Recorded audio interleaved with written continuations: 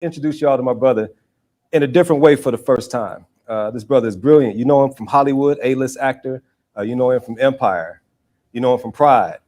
You know him from Iron Man. You know, and the list goes on and on and on. You know, you've seen him in Memphis as DJ, you know, whooping tricks. You know how it goes. But this brother is, I mean, there's so much more to this brother. Actually had the privilege of running into him a little bit over a year ago. Happened to be on the movie set. I was doing some extra work, and then I elevated to a stand-in. And I overheard my brother speaking to somebody. He kept saying numbers, -2, -3, 1, 2. And, you know, I was ear hustling a little bit, but I couldn't figure out what he was talking about. And so then eventually on a break, I got up and I walked over to where he was. He was there no longer, but I was seeing on a piece of paper, this brilliant man had actually written out the periodic table from memory. But not only did he draw the periodic table, he drew the periodic table in the form of a spiral. And I had never seen it like that before. And so while I'm looking at it, he walks over and starts to explain it to me. And it's from that moment in that conversation that, you know, history is being rewritten as we talk. And so, you know, without any further ado, I would love to reintroduce you all to Terrence Howard. Hey, y'all. I'm Terrence Howard. I'm just trying to be alive and be as good as I possibly can, the same way you guys are trying to live.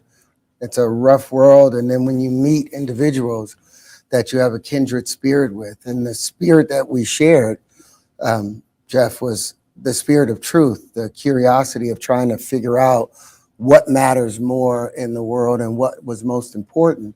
Most of the things that people are living on and the fundamentals we're working from, you know, are fairy tales. Yeah. And sometimes you have to be willing to pull back the skin of the most delicate parts of your heart and your nature in order to find out what's really underneath, what is the basis and foundation. And that's what has been our relationship.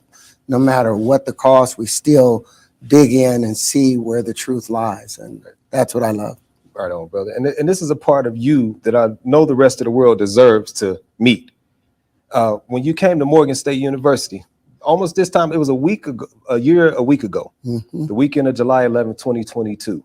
And we had a phenomenal day, you know, but everybody who encountered you that day, their mind was blown. I heard it 15 times if I heard it once. I had no idea is what people said repeatedly. I had no idea. The children. Terrence, we started that. For those who don't know, invited Terrence Howard up to Morgan State University's campus last summer. And it was a carryover from our conversation on set that day. And he said to me as he walked away, because the director came and got you to shoot a scene. And Terrence stopped before he left. He said, "This is the conversation I've been waiting to have." And so it culminated with him coming up to Morgan to speak. And he not only did he come to speak in a public forum, but he also did 2 back-to-back workshops for children who are part of an aviation program, you know, on the Eastern Shore of Maryland. And these children, they were excited, not because they recognized Terrence from Iron Man, but, you know, that too, but also because of what he was presenting to them. This brother had put together, I don't know how many models you had, but he had bins and bins and bins full of these models that he himself put together. And these are mathematically and scientifically sound models that he started teaching the children from. And then here's the highlight for me, I guess all of it was highlighting, but this part right here, brother, when we got into that room full of the chemists, the physicists, the mathematicians, all of these learned, you know, we had people who were at the patent office for 20 years, right? We had, the room was stacked. And this brother made his presentation. I gave them one order. I said, if he sounds like he's full of it, tell him he's full of it. But if he sounds like what he's saying is on point, tell him that too. Hi, I'm Angie Winstead. I am an associate dean here at Morgan State, and I am a training synthetic organic chemist, so I could make the legal drugs, I say. Product of an HBCU, went to Spelman and Chapel Hill for graduate work, and came back to Morgan to give back. The other thing I do is STEM education and working with kids, so I like what I saw this morning with you really engaging with those kids and getting them excited about science. So. Well, I'm hoping to find the child in all of you and get you guys excited. Thank you for being here. I'm Ray Winbush, Director of the Institute for Urban Research here at Morgan State. And my colleague, Dr. Jeff Menzise, put all of this stuff together. Go ahead, Jeff. Jeff Menzise, Jeff Menzise, a student of Dr. Winbush. He taught me at the bachelor's levels, master's levels, and the PhD. and then stole me away from Fisk to come teach at Morgan, and I appreciate that. But just here, very, very thankful, for Brother Howard, and all of his work and all of his passion for the sciences, and having the audacity, to step out there and say, no, this is what I think, this is what it is, hear me.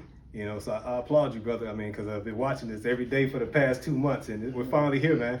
But thank you all also as the panelists for, taking time out of your busy schedules to come forward, because I know you all are busy. I know you all like, high-level scientists.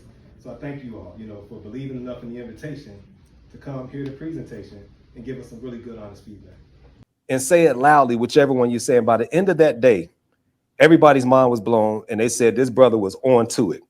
Talk to us a little bit how you felt that day, man. I mean, because you were full of energy. Yeah, well, I have been, for the longest time, the hardest thing when you have a revelation or a disruptive line of thinking, it's very hard to approach people because you get shut down, because a lot of times people are very closely closely connected to, the things that they were taught as children. Whether it's true or false, you still have an emotional attachment to it. Yeah. And when you start talking about things where you challenge their foundations and their fundamentals, they take that as a personal affront. Yeah. And they don't realize what you're trying to do is pull back the lie that's been hiding the truth from their eyes. Yeah. And oftentimes it's we who keep this up because we have an emotional attachment to the people that taught it to us. Right. So when I talked to those students that day, and their minds were open. Yes. They had no preconceived ideas when I was able to explain to them that what we call our fundamentals, the Platonic solids, that they're not the end all and be all. That's right. That there are other approaches to defining the thing that we call space and time and existence. And it just opened up their minds, and I could see them picturing, changing the world, and you introduce tangential flight to someone who's never seen tangential flight. And for you all that's out there, tangential flight is the ability to fly around your own center of mass. It's something that had never been accomplished with 6 props until, my team did that. Wow. And so introducing that to the children was really great. But then in talking to the scientists in the room, that I loved, because I considered it was going to be war. Yeah. I figured, it was going to be war. I was like, okay, so I wanted to win with convincing argument. I didn't want to win with any showboating or anything. I just wanted to be convincing argument. And I utilized the space as best I could. Yeah. And to watch them be silent throughout it. And even at the very end of it, still silent. Still silent. Absolutely. Still silent, registering. Yeah. And I don't know what it will turn into in the future. Yeah. But we made our mark that day. Yes, sir. I mean, and you held your own, brother. You came prepared, and y'all don't know, but we had conversation before then, and he was ready for war. I'm like, brother, I feel you, warrior spirit. It's better to be a warrior in the garden, than a gardener in the war. So yes, keep that warrior spirit, but hopefully, prayerfully, and ideally, we won't need it. And sure enough, they were receptive. Yeah. They co-signed your work, and we're going to talk a little bit about the tangential flight in a minute. But let's go back to the naysayers. You put together a montage. You got a clip of people who are quite dismissive. To quote the great philosopher Dave Chappelle, he says you should never call people crazy. He said because it's dismissive. And what I see in this reel that we're going to show in just a second is that a bunch of people who I feel are not qualified to evaluate any of your work, whether we're talking about your work in Hollywood or your work as a scientist. They can't question you. Nobody's qualified to, yet and still each and every one of them has something negative to say about you, about your work, and they actually tried to ridicule you with laughter. My background's in clinical psychology. I'm trained to determine if people are mentally ill, colloquially called crazy. And over a year, That's me. And over a year, what you found, I haven't seen anything crazy about you, brother. But I want us to check out this clip so people can see for themselves the type of dismissing that you have withstood, and you've carried it with grace, brother. It's truth. Whatever, you got to think everything We put the words at the bottom of the screen doesn't so we necessarily could all mean- better understand it. Good luck to all of us. What's that? Well, I'm gonna talk about this since we're here. Go ahead. Okay. Now, a couple years ago, I did an article for the Rolling Stones, and they said I was crazy because I was telling them that the square root of 2 was a rational number. I'm going to be able to prove that gravity is only an effect and not a force. I'm putting something on YouTube where I will build the planet Saturn without gravity and build the Milky Way galaxy without gravity. Did you also say you're getting your star? I tried to change it. Right. Aren't you getting a star? Rebuilding the universe. There you go. Well, you get the star. But get a load of this guy, Terrence Howard. Actually, there's a lot of info here about Terrence. He's invented a new math. He calls it Terryology. Putting a microphone in front of Terrence Howard's face is like taking mushrooms. I mean, the way he's talking, you almost just start seeing patterns.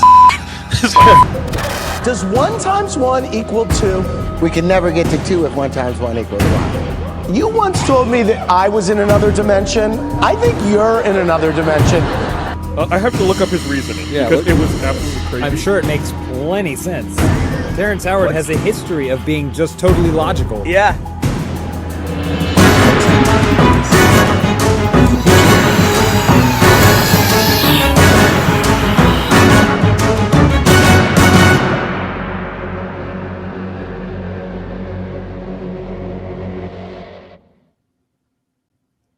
Like, You know, so the naysayers, not person in that video could touch any. They couldn't light your candle, brother. And no, but it's a blessing when somebody calls you crazy because it's just a rite of passage. The first time anytime someone introduces a radical idea or a change in the status quo, it's always met with ridicule. Yeah. Then it's met with, okay, maybe it's possible. Then it becomes, oh yeah, that's very self-evident. Right. They did it to Galileo when he spoke about the heliocentric nature of our solar system, even though he probably ended up paying for it with his life. They did it to Giordano Bruno, you know, when he tried to introduce the same wave conjugations that I've introduced. The only thing he missed is he still had straight lines inside of it. He was still held back by the false idea of straight lines, but being called crazy, being associated with something that's outside of their method of understanding, that's really them saying, wow, you're a little more than I expected. Right. And so since I can't register it, I'm just going to dismiss it as crazy.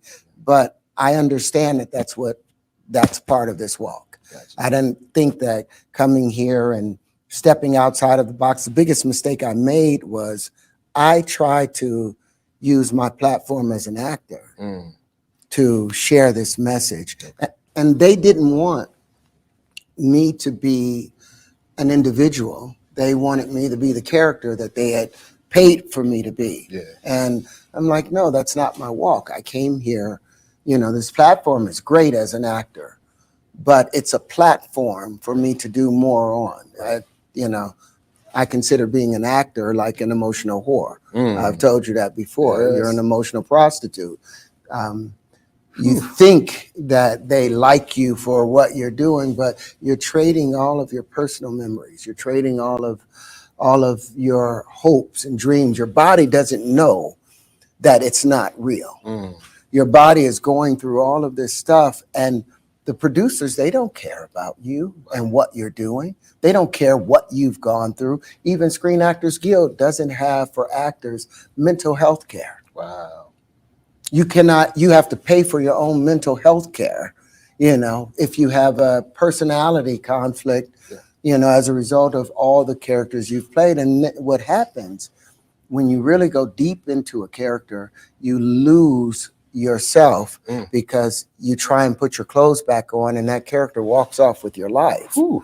You know, and you're just being part of a gangbang. If they like you, they trade you off to all of their producer buddies, and they'll have you turning the same trick, and you got to act like it's the first time every time. You got to act like you love it every time, but you might as well just be on the corner.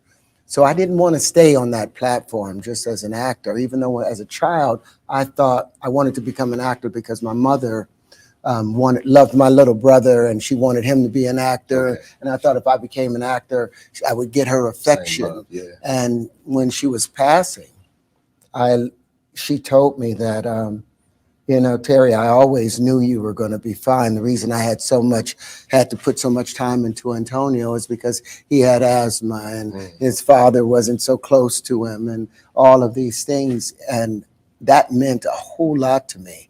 But once she passed, I realized, wow, I never wanted to be an actor. I never wanted to be up here selling my emotions. And, what did I need to, what did I really want to be? What was I supposed to be? Because if I had followed my course as a scientist from the beginning, my mother wouldn't have passed. I would have been able to fix the cancer and the problems that she had. Wow. I would have known about the Brzezinski Clinic in Texas, where they found that people that had cancer were lacking particular enzymes. And this Dr. Brzezinski, a Polish doctor working out of Texas in the 70s, he began synthesizing these enzymes and peptides and putting them into the patients. And all of these patients were terminally ill patients that they had given up on, 6-month-old infants who, had brain tumors and they were supposed to be dead. Yeah. And the FDA had 6 different grand juries to try and indict this man. And every time they did that, he had his patients that came in there, patients that were supposed to be dead 25 years ago, that are sitting there with their entire families, saying that I am here as a result of this man's work. But if I had followed my course, my mother would still be here. But again, that's like the time traveler, he developed a time machine so he can go back and get his wife, but it was his wife dying that led him to build the time machine. So no matter what, he was always going to be repeating that. And I had to recognize that the universe doesn't make any mistakes. My mother was here long enough to do what she needed to do, but her passing reminded me that I had more work to do and that I was not fulfilling my true capacity. Wow. And so I stepped out to do what I needed to do, and that's with the world of science. That's just trying to illuminate and elevate our species so that we can become balanced with the universe. That there's 4 levels of species. Level 1 society has complete control over his planet. Okay.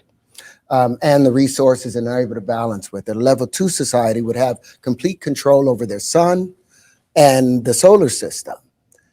A level 3 society would have complete control of the galaxy and its energy and able to work with it. And level 4 society, civilization would have complete control over the universe and know how to work within it. Well, that's not possible when you have imaginary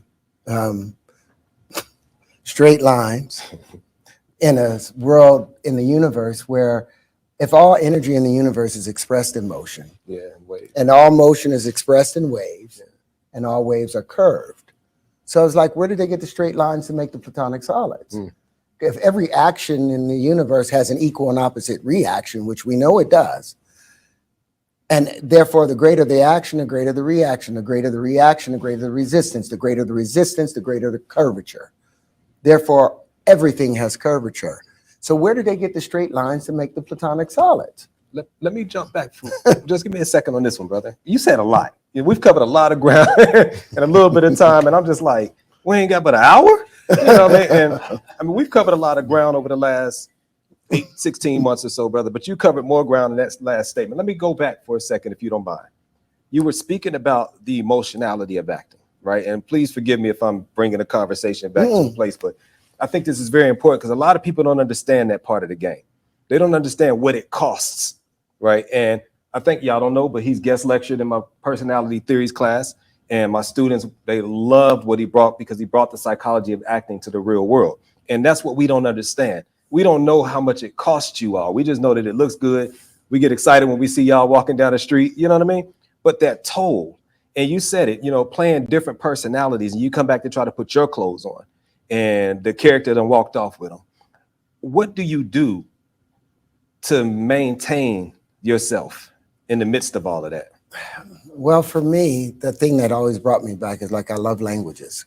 So like right now, I've got Pimsleur on my phone, and I've got like 25 different languages that I'm working on, you know, and you know, multi-genius. No, I don't have full control over all of the languages, but I'm building. I've been working on them for 5 years, so I'm building this reservoir of knowledge, of understanding, you know, and seeing the historicity of where these languages and the etymology of where the words have actually come from, and able to find, like, I want to get to Sanskrit. But by me doing that, the characters aren't doing that. So the moment that I get back into my languages, you know, it frees me. I'm back into me, and I hold my own space again. That's like the spinning top.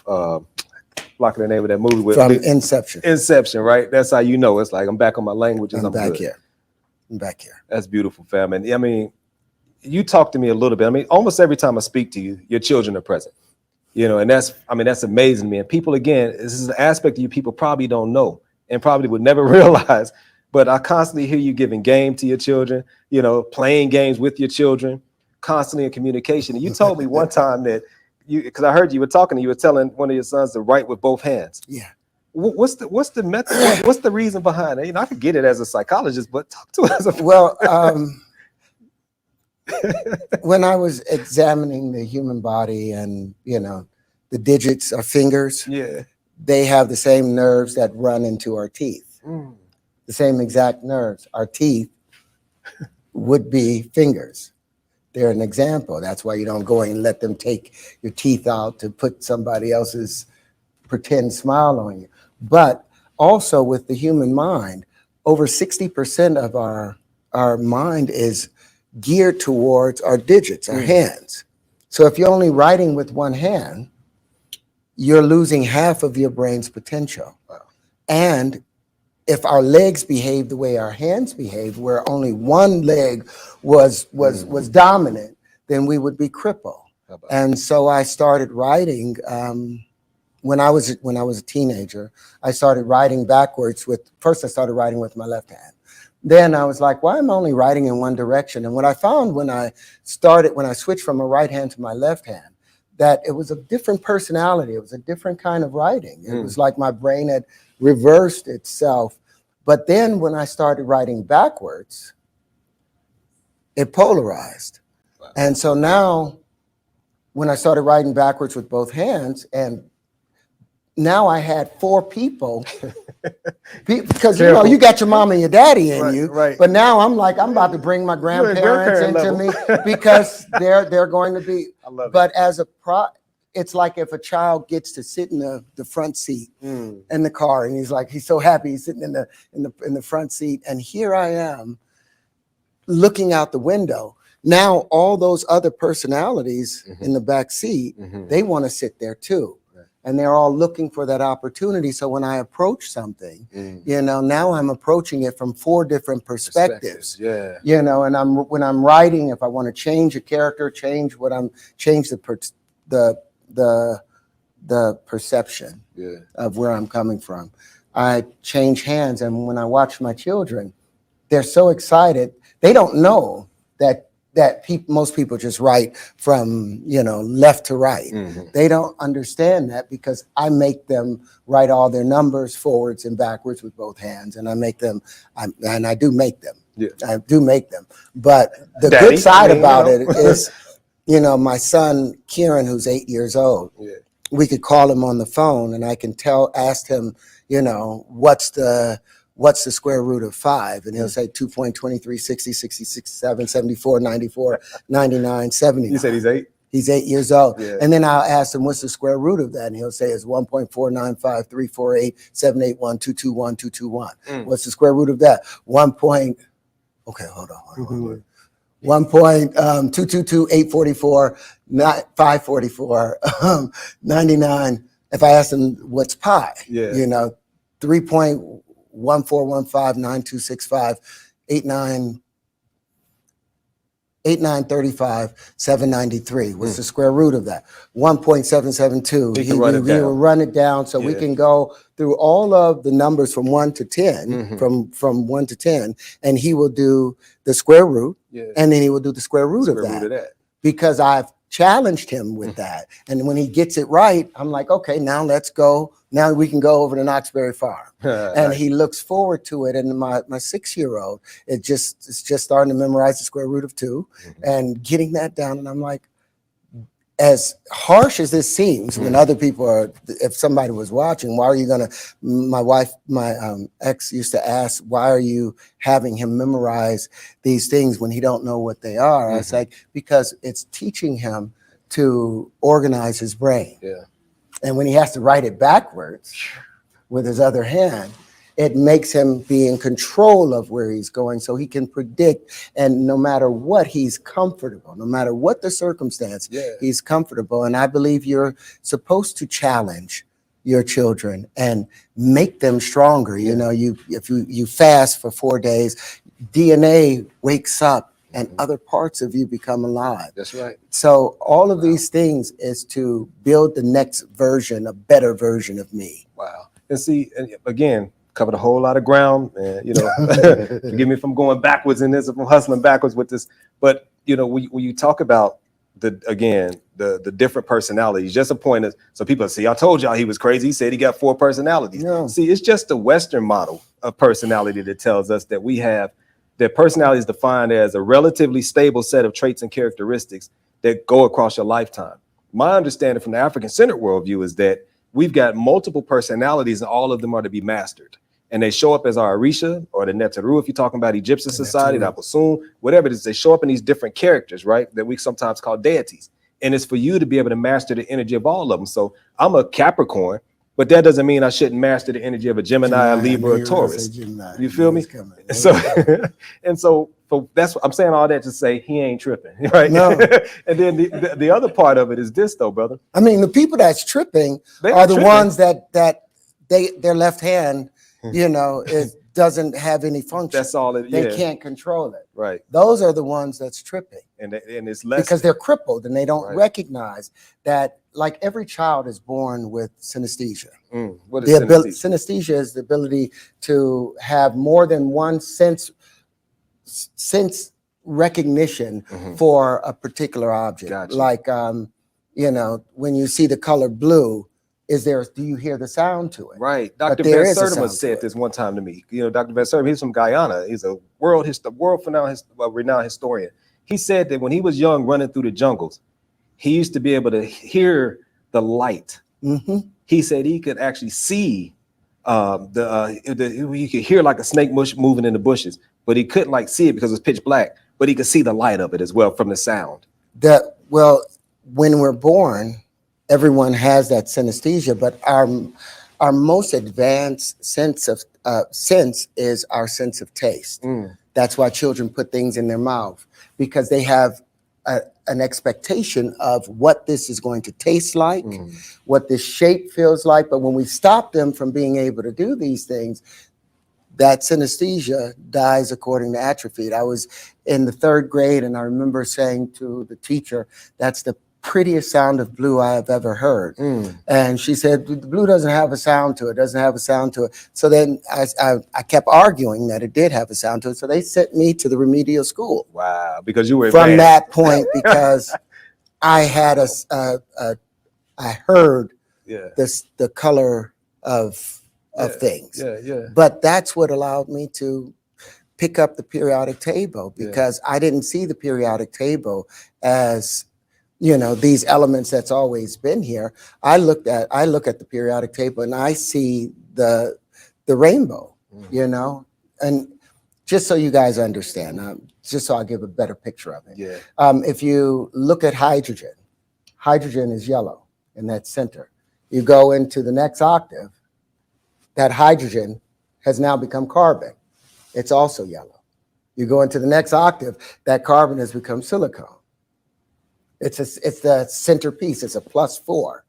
The lithium that was in the very first octave, the second octave, the lithium becomes sodium in the next octave. The sodium becomes potassium. The potassium becomes rubidium. The rubidium becomes cesium. The cesium becomes francium. But it's the same exact tone, just doubled. And that's all that's happening. The universe is based upon, it's only one substance in the universe, and it's a noble gas that's called alphanon. A guy named a scientist by the name of Walter Russell defined this in 1926.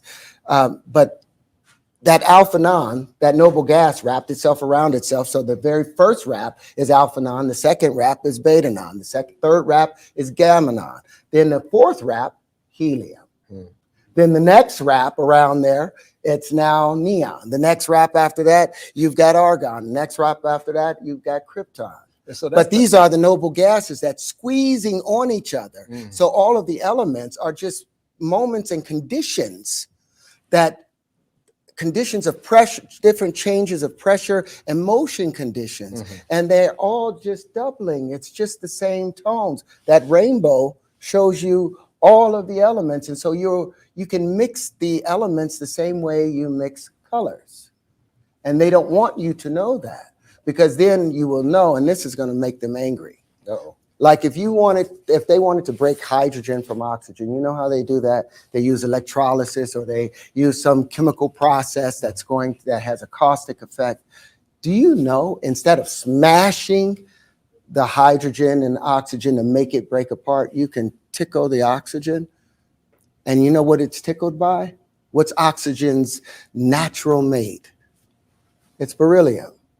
If oxygen hears the sound of beryllium, I don't care what bond it has, it will break that bond and bond with beryllium, because here's lithium is +1, beryllium's +2, boron is +3. Then you get carbon. Then you got nitrogen as a -3, oxygen as a -2, and fluorine as a -1. So the +2 of beryllium is the equal and opposite mate of oxygen. So the moment you introduce the sound of beryllium, oxygen will break that bond. But you could also introduce the sound of magnesium, which is beryllium in the next octave, or introduce the sound of calcium, which is in the next octave, or rubidium strontium. You can introduce that and be able to separate hydrogen from oxygen. Just that simple. With frequency. So let me pull us out of this chemistry lesson just a bit, brother. I'm sorry. No sorry at all, because any chemist out there who just heard that understands, or should be seeking to understand exactly what you were just saying. It's gonna be kind of like a little jokey segue, forgive me in advance, but you said you could tickle oxygen. So how about, I heard that you did the Elmo slide, like you was on Sesame Street at one point in time.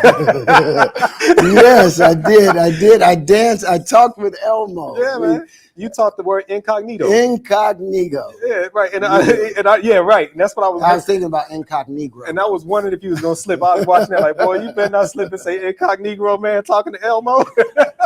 And it's crazy though, because I said that word to you earlier, at the airport. I ran right past you and didn't see you. But yeah, so, I want to use that just to segue a little bit, just a little bit of levity. But at the same time, brother, that brilliance that you possess, it's been recognized. No, you don't possess it. Forgive the word. It's not brilliance though. It's I understand simple things. I understand the fundamentals. Brilliance is just light. Okay. Yeah. Right. You're shining. Can't deny that. And it ain't because you got like Vaseline on your forehead or some shea butter or something. You're shining from that light that's within, fam. You know what I mean? And it's okay. You won't get me to not acknowledge that. Okay. I'm gonna do it, brother.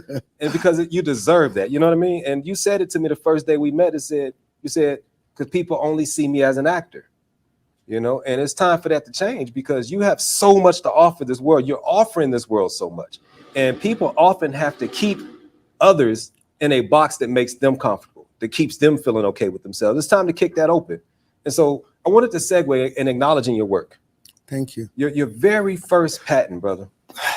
That thing is amazing. You know how I know it's amazing? I mean, I read through it and I understood and I comprehended what I could.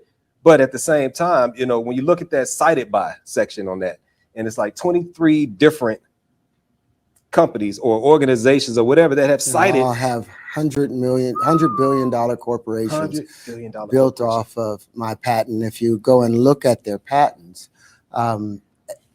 I did a patent in 2009. I was staying in Alphabet City in New York. And if you ever been in Alphabet City, you know, it's just bricks everywhere. You can't see nothing but all of these. So I'm thinking, Dad, wouldn't it be great if these windows weren't just windows, if they were actually screens that you could see outside if you wanted to, or you could also have a remote camera somewhere else where if you're sitting inside the room and if I had a central processing unit that's up above me, and this unit is sending down infrared or radio waves to measure where I'm at, and therefore where the remote camera is, whether it's in Iceland or whatever, when you go to the window, it has a proximity awareness of where you are, so the view changes depending where you are. And I was like, I could sit here in the middle of the living room and a camera could be on the bottom of an airplane, and I can feel like the house is an airplane. And that's the VR So part. I built this patent called the World of Windows. It was to merge virtual reality to enhance the sensory experience. Spent $260,000 getting the patent worldwide, and then went through my ex-wife filed a restraining order against me. So the patent, you have to pay the maintenance fees, and I couldn't go to the house or call or do anything. So when the $536 maintenance fee came by for the patent, just to maintain that patent, you know, the patent was lapsed, so it was abandoned. And immediately AT&T, Hewlett Packard, Stanford, all of these Sony, IBM, all of these companies grabbed my patent and built off it. Now that patent today has earned over $3 trillion. Over $3 trillion that I can't, you know, that they're running off and having a great time. And they saw Terrence Howard there. They knew it was still my patent, but none of those companies have come and said, hey, you know, when they did the Black Lives Matter thing, nobody came and said, hey, you know what, you've done this for us. You know, let's give you a piece of this. They gave me nothing from it. But what it has done, so when people sit up and say that, you know, he's an actor, what business does he have in technology? Well, most of your AR, VR world is built off of my patents. Legitimately. Everybody, your home alarm system, all of that is built off of my patents.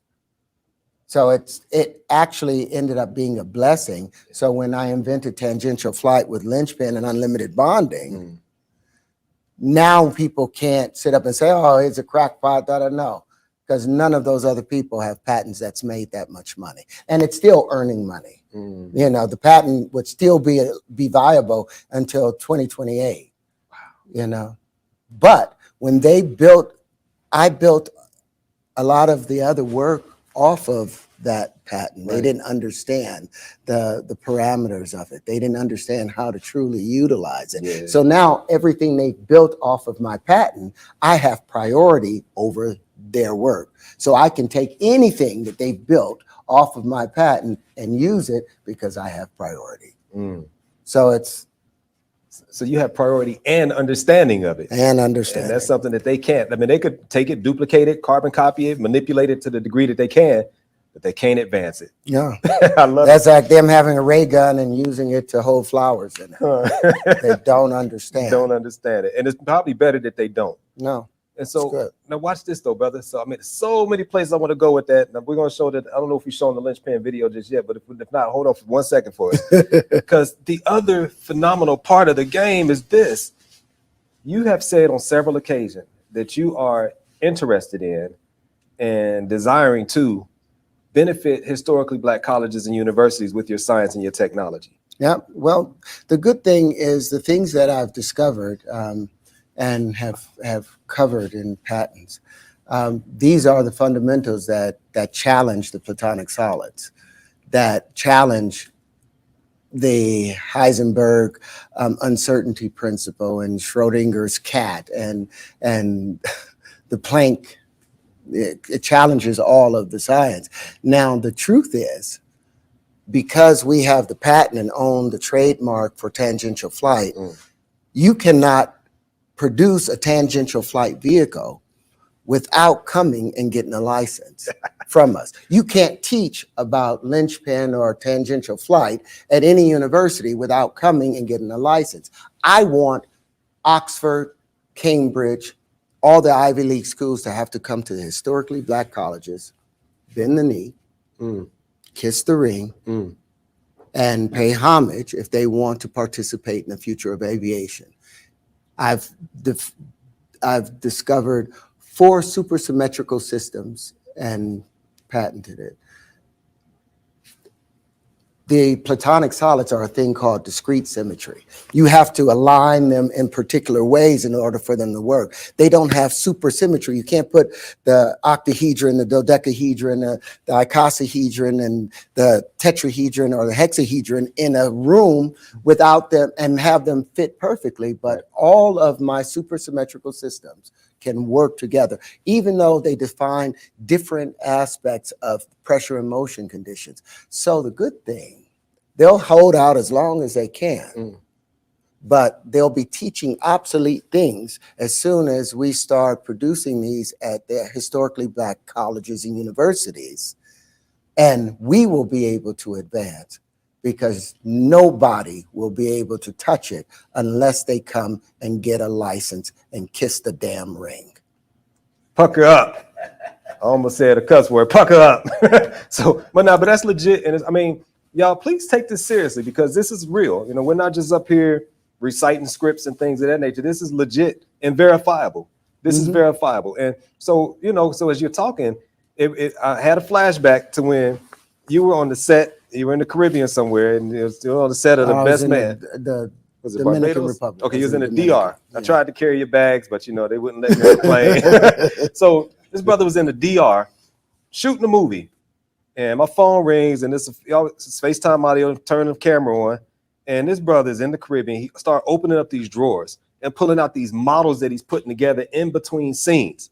This is how dedicated and devoted this brother is to this work. I'm like, man, Terrence, if you don't get out there and get some of that sunshine. No. But he was so excited about the opportunity to come to Morgan State University to talk about this stuff. Well, what I discovered at that point was the linchpin. It rebuilt the periodic table. That's what he was on. He found and new I elements. could define every element, Yeah. the geometric structure of every single element. So what that will mean for material engineering is everything. It's everything. And this is the linchpin, mind you, is the constitution between the micro and the macro. I've defined the micro with the wave conjugations, and that's the electric field, and patented that. And I've defined the macro as the magnetic field, the expansive field, and how it unfolds. I've patented all of those basic unfolds. And the constitution between them is the linchpin that is the communicator between all of that. So it's and that's the stuff I was able to show at Morgan State. That's right.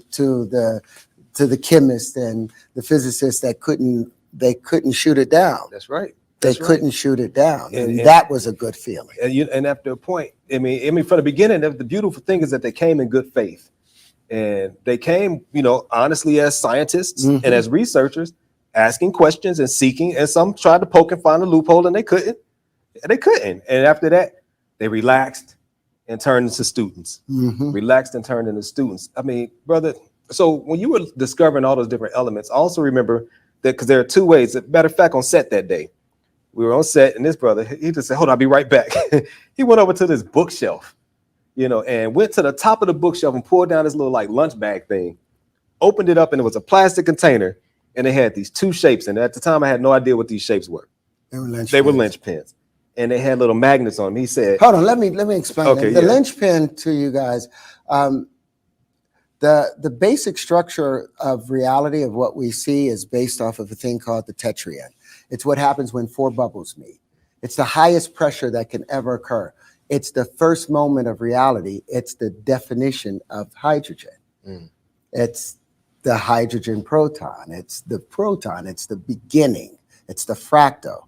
Well, the linchpin is an expansion of that. The linchpin is what happens when four bubbles meet, and it's also what happens when 6 pentagons come together. Now imagine this. In 6,000 years of our knowledge, no one had ever put 6 pentagons together according to having them all meet at the same point. How is that possible when pentagons have been a part of everything? And I had to recognize that it was the creator that was blocking them because it wasn't their time. It was for this time. It was for now. Wow. You know, because I have in my book, you can go to page 118 in my book, and you'll see Da Vinci trying to open the flower of life. Yeah. And here he's trying to define some little area of it, one small area of it. And he could never get it because he was held back by the straight lines. But I was able to do it with the Aubryan pieces, putting 20 of them down and finish the work that Da Vinci couldn't do. And that's my only thing I'm going to brag about. I beat Da Vinci in that. Terrence Howard beat Da Vinci. You heard him right. And he's not playing. That's the point, man. I want people. Page 118 in my book, tcotlc.com. I heard. Go to page 118 and you'll see it. And then a go to page book. 134 and you'll also be able to tap on the wave conjugations, the web application. And there's an app there that allow you to see how the flower of life was supposed to be open, because that's where this came from. Right. It came from me opening the flower of life, because 6,000 years ago, they opened the flower of life based upon straight lines. They took straight lines where the circles overlapped and they averaged the spaces. They approximated the energy lines. All of our math is based upon approximations, unrealistic things. And that's why they're angry at me, because I'm upsetting their cart. But in order for us to advance to a level 1 society, a level 1 civilization, we have to abandon the lie. No matter how attached to it we are, no matter how much, if you find out that the foundation of your house is about to crack, and you've got many, many stories of generations on top of it, you pull all those people out and you fix that foundation. Yeah. They don't want to do that with our math. So let it crumble instead. They would rather let us die. And so, And I'm here. I don't care what happens. I'm here to bring the truth at whatever cost that comes with it. But the truth is here. That's why I put the book out for free. tcotlc.com. and it's a dope book, well thought out, interactive. Like you said, there's apps within the book that you click on links, click on highlighted hyperlinks. Anytime you see one of those green clovers, tap on it, and it will take you to supplemental information. You're going down a rabbit hole. But I leave it like that. I just Okay. want them out there so they can understand. You want to check it out. If you find a lie in there, throw the book away. Never look at it again. But if it's telling the truth, share it with someone. Roll with it. So he handed me these 2 linchpins. He handed me these 2 linchpins. I had no idea what these things were, but they were magnetic. He said, play around with those for a minute. He went back and shot another scene. And so there were 2 different ways you could put these together. Yes. And I didn't know that. So I'm messing around. I said, oh, wow, click. And they stuck together. I said, wow. Then I took them apart again. It was click. They stuck together another way. But both ways, I could literally feel the difference in the 2. Again, I had no idea what these things were. I just know that Terrence went to this bookshelf, brought me these little funny looking plastic things. I'm being facetious, of course. He was brilliant. And I was like, wow, man, I can actually feel it. He just kind of nodded like that. And that was my introduction to the linchpin. And Yeah, there's 2 forces that's at work in the universe. You have one of 2 directions. You can either spin to the left, which is magnetic.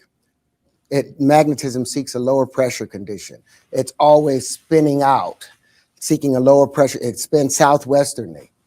The solar wind spins magnetically. It tells you that this is all a magnetic action, even though we've been lied to and told that magnetism is an attractive force. To magnify something means to make it larger, to increase its size. That's the work of radiation.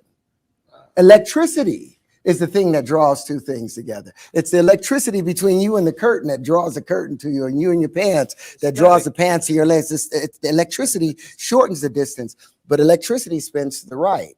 and it spins northeasternly, seeking a higher pressure condition.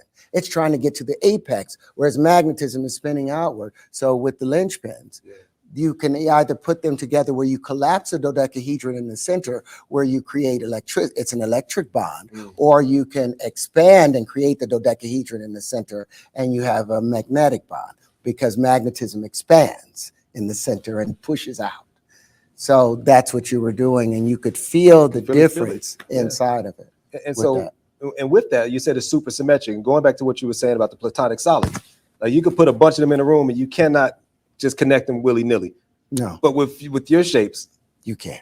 No matter the configuration, they're going to connect. As long as they're the same size or similar size, there will be a symmetry, a supersymmetry about them. I should have sent the video over to you so you could throw it up, but they'll see it. Because this brother's got all shapes, you know. Yeah, they're all shapes, which is the magnetic field. I call them the mirror shapes. The mirror shape, nice. And the wave conjugations are the electric field. But the linchpins, depending on whether 4 of them bond, if 4 of them come together, it's a magnetic bond, because they have this dodecahedron, but they still, after 4 of them come together, you have still a tetrahedral shape. Then you put 4 of those together, it makes another larger tetrahedral shape. If you take the 5, if they're a planar 5 in an electric field, the planar 5 will keep bonding with other 5s. You can bond them also with a tetrahedral 5, which is an electric thing. And it keeps creating these predictable structures, not chaotic structures, predictable structures that's actually telling us of the nature of the universe and how everything actually works and fits together. And that's what the linchpins are able to fly and bond and have unlimited bonding. Nobody's ever been able to bond flying vehicles more than 2, and now I'm able to bond thousands of them. Infinite number. Wow. And have them do the work. We should show some of the linchpin so they could see it. Put a video of the linchpin up. It played already. Yeah, we had a bit of it playing. Oh, we good. were talking about it earlier. Good, because so they got to see the 4 and the 5 and all of that stuff. So it's the end of the supply chain problem, because now we can offload boats while they're out at sea. Right. They don't have to go to the port. Wow. And the first country that gets 10 million linchpins will rule the world, because you cannot stop them. The linchpins can be this small, or they can be as large as the universe, because the entire universe is built off of them. I put the linchpin in the solar apex. What does this mean? And solar apex is where the sun is. It predicted every star on the galactic plane, every star on the celestial plane, every star on the ecliptic plane. This was in a simulator. Yes. Okay. This is we actually have we built an app for it. Okay, it's an and app. It predicts, and this is a 3-dimensional image projected against a 2-dimensional image, but it predicts every single star, and you can expand it where the points meet, and you can see and when we put multiple linchpins, bonded linchpins, it predicted entire constellations and where moons go. So the whole Heisenberg uncertainty stuff about not knowing where something is going, that's out the window. Everything is predictable. It predicts all distribution of matter. Yeah. That's just the reality of it. And I initially discovered, I can say I invented it, but I didn't invent it. You can't invent that which makes the universe. I discovered the linchpin and tried to introduce it as the grand unified field equation, expressed in geometry. It's everything, but they didn't want to take it seriously. So I was like, okay, I'll put props in the areas where the pentagons are, and I'll produce tangential flight. I didn't know that people didn't know how to fly around your center of mass. And I'd never flown a drone before. I've never done any of that, but I'd seen all of this as a finished product. So that's, wow. They dismissed that. And now here I am, an Oscar-nominated actor, Golden Globe-nominated actor, SAG winner, face recognition all around the world. You don't hear nothing about the fact that I've introduced and invented a new form of flight. Legitimate. Nothing about it. If I was a white guy that invented a paperclip, it'd be all over the news. Oh my God, look at him. Look at the paper. It's new like nobody. It's crickets and dismissive, which is great because That's what we've always had to face. That's right. And so we fight it and we gain our strength as a result of that fight. And that's made the Black race a stronger race than anybody out there because of what we have endured. There's other races that's been in captivity or been down and held back for maybe 5 years, for 10 years. Yeah. Nobody has gone through what we've gone through Diggs. for 440 plus years. Yep. And that's just here in America, not to mention where else we were at, Right. but we've still managed to survive.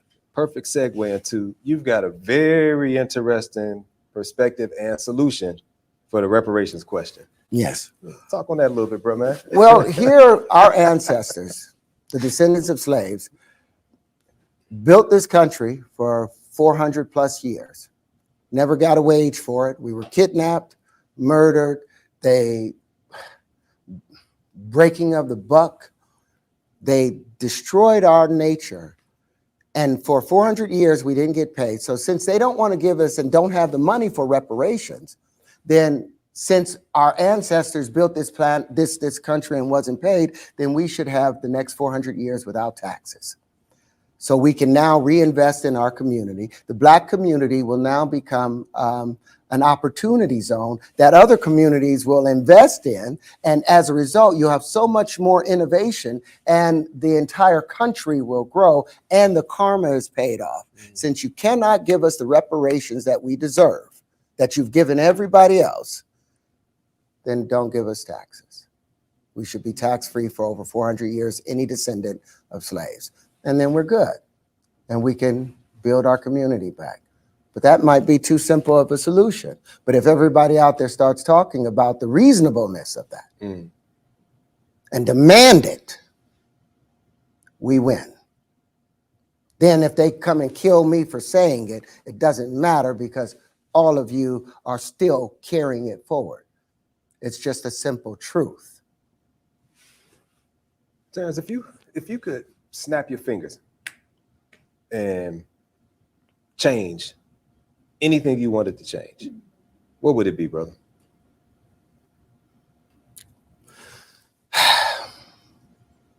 I would remind every human being that they are not just made in God's image. When they look in the mirror, they should see the Creator. And when the Creator looks in the mirror, they should see them. And as long as they recognize that divinity within self, they'll be fine. They can move forward without any problems. Once you recognize that there is no such thing as death, that life eternal cannot die. You know, even the polyester that probably makes up this material, it's still carbon. It's still vibrating at the key of E. It's still breathing in and breathing out. That's the vibration. That's that Browning effect is the vibration from it polarizing from positive to negative. Positive polarization happens when you breathe in. That's a masculine thing. It's an electric charging. The feminine is the discharging, expanding. It expands out. So the breathing in, breathe out. Breathe in, breathe out. All these things are alive. There's no death. It's just a transition. And once you recognize that, this life becomes fun because you can do anything because it's not forever, but life is forever. You can't tell me that this is your first lifetime. Right. There's nobody in here that could even imagine that this is their first lifetime. We've been here from the very beginning because we're made from the very source of the Creator and the universe as a whole. God is not outside the universe in some strange place. The universe, all of us make up God. We are all the Creator collectively. We all have that power. And that's what Christ was talking about. Once you recognize that divinity, now everything that you interact with, you see God in it. And so you have a common frame of reference. You have a common factor, and it talks to you. It shares its secrets with you. Nature, Walter Russell said something really brilliant. He said, nature is a very jealous God. She only speaks to you when you're alone, and she whispers. Wow. she whispers. You have to be silent and shut off the noise. See, that's why I call Terrence, I often call you the modern day George Washington Carver. But the difference is you did the patent work. He didn't want to. He actually declined it. And other people got buku rich off of his work. You, and this iteration of you, this version of you, this incarnation of you said, you know what? I got it this time. This is the culmination of many lifetimes. Wow. You know, if I could have discovered just the tetrian by itself, it would have been more than anybody has ever discovered. Yeah. But to discover the tetrian, the huntian, to discover where 4 bubbles meet, where 8 bubbles meet, where 6 bubbles meet, where 12 bubbles meet, or 24 bubbles meet, all of those things, and to define the magnetic field and the thing in between it, the Constitution, that doesn't happen.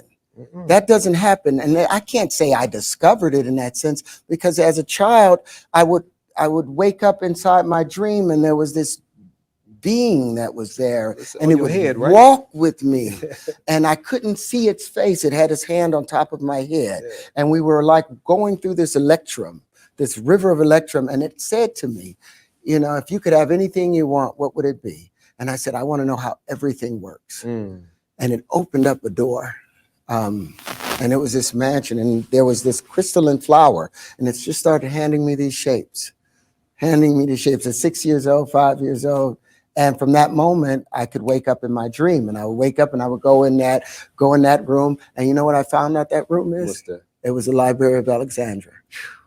I can access, and the proof of it, like we talked about earlier, is it's like waking up, it's like getting a dream and finding a diamond in that dream. Right. And then you hold on to it tightly, and then you wake up and it's not there. But I woke up and I still had it. It was still there. And that's what the discoveries and the patents are. And it wasn't for me to benefit from it. It's for mankind. It's a freedom. Yeah. But they don't want it. Yeah. They don't know to want it. So, okay, in case y'all's minds haven't been blown yet, in case your minds haven't been blown enough, let's go ahead and drop a mic on them. All right, let's destroy the mic real quick with the calculator. Okay. So for those of you at home and you got your pocket computers, get your pocket computer out. If you got an iPhone, it's really great. Just go to your calculator. And you heard me say that 1 × 1 = 2. You're getting a lot of trouble for saying that. Let's understand the meaning behind it. If to multiply means to make more, to increase a number, how can 1 × 1 = 1 be part of the multiplication table? Doesn't that cancel out the very first laws of motion? Every action has an equal and opposite reaction. So I was like, how can 1 × 1 = 1? Well, then I went to the calculator. Oh, my wife. I'll call her in a second. My love. I went to the calculator, and if you go to your calculator, you put 2 in, hit 2. So you got to turn it to the side, turn your calculator to the side, hit 2. All right. And then go to the square root, which is on the far left, second column, third one from the top. Okay. Second one from, third one from the top. Yep. You'll see the square root of 2, hit it. It says 1.414213562373095. Yep. Now, I want you to cube it. Hit X to the third. Which is in the third column. And I want somebody else to hit ×2. Okay, so I'm cubing mine. You cube it, you're going to get 2.828, 4271, 2174, 6190. Okay. That's the same value you get when you multiply it by 2. Now do me a favor, divide it by 2. Okay, divide by 2, hit equal, and cube it again. Hit X to the third. It's 2. Divide by 2. You get back to 2.828, 4271, 2174, 6190. Divide by 2, hit equal, go back to X to the third. You're going to see this loop. You're going to go back from 1.414213562373095. You'll be back at 2.828, 4271, 2174, 6190. That's like saying x cubed is equal to 2x, which is equal to x plus x. That's an unnatural equation. But every quantum physics and quantum mechanics theory and equation is based off of that mathematical fallacy, that lie. That's where the matrix, that's where it doesn't fit. And that's just one thing. And that's at the very beginning of our math. So they tried to call me crazy about bringing this up, but it's crazy to think that to multiply, you can have 1 times 1 equal 1. And then what about multiplying by 0? How can something times nothing equal nothing? How can my hand go through nothing and disappear? What's happened to the laws of conservation of energy? How can you multiply by 0, but you can't divide by it? You divide by 0, you end up with an infinity. Isn't multiplication an inverse operation of division? That's what we've been told. So, ladies and gentlemen, allow me to reintroduce you to the Terrence Deshaun Howard. My brother. Thank you. I sure appreciate you, man. I do too. Thank you for this.